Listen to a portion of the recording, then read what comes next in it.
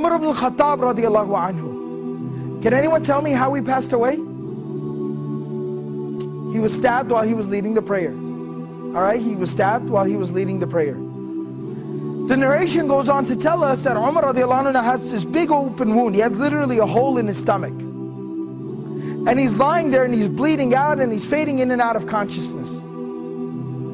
And then while he's in that state and in that condition, he hears the call, the adhan for prayer. And he starts getting up. Everyone around him is like, oh, wait a second, where do you think you're going?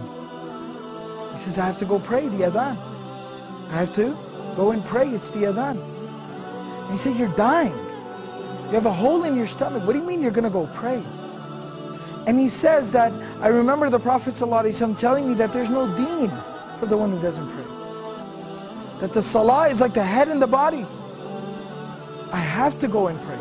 This was the commitment that these people had to prayer. As long as I'm alive, salah is something I do. That's the commitment, the connection that they had with prayer. So this is from Surah Maryam, Surah number 19, ayah number 31. My Lord has firmly commanded me to pray and to give charity or to purify myself as long as I am alive. Ma dumtu hayyan, as long as I remain alive. This is a statement of Isa alayhi salam. This is a very powerful reminder about our approach to prayer and how we approach prayer and how we perceive and think and how we implement prayer in our lives. You see, we're supposed to pray, it's saying, as long as I am alive.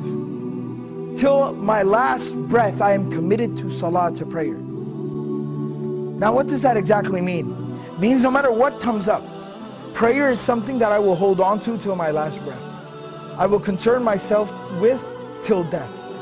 And the Prophet ﷺ demonstrated this. He lived this. Now this isn't just theory, this isn't something just fancy to say. It's not just a fancy slogan. The Prophet ﷺ lived it.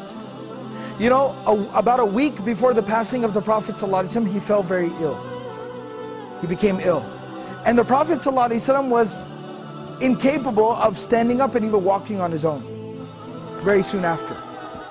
So the Prophet ﷺ, what he did, Prophet ﷺ would send for two Sahaba, they would come to his home and they would carry him, he'd put his arms around their shoulders and they would literally carry him to the prayer like this. But he'd still go for prayer in this condition. He'd still go to pray like this. Teaching us, prayer is something we do till our last breath.